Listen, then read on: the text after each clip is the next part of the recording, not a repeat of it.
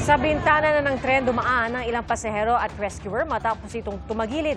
Nangyari po yan linggo ng gabi sa Spain kung saan diskaril ang isang high-speed train na bumangga at itinulak ang isang paparating na tren.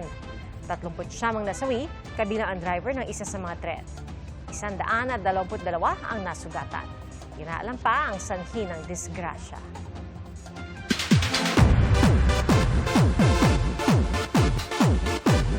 Kuhang-kuha ni Marian Rivera ang puso ng crowd sa Cebu sa ipinakita niyang dance moves sa Sinulog Festival.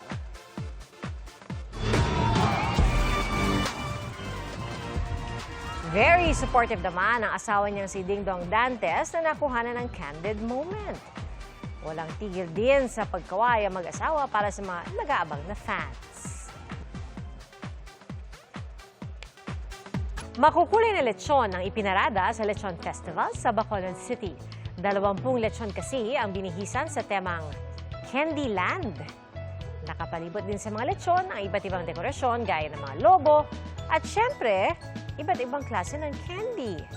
Kagaya na lang na isang baboy na nilagyan ng wig at shades. Matapos ang parada, pinagsaluhan naman ng mga residente ang mga lechon.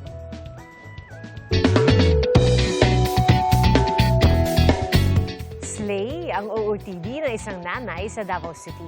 Ang mga simpleng damit ni Nanay Carmela tuwing lumalabas ng bahay, tila nagtatransform sa mga Zumba event. Kaya naman ang mga netizen na huyu sa tila expectation versus reality na outfits ni Nanay.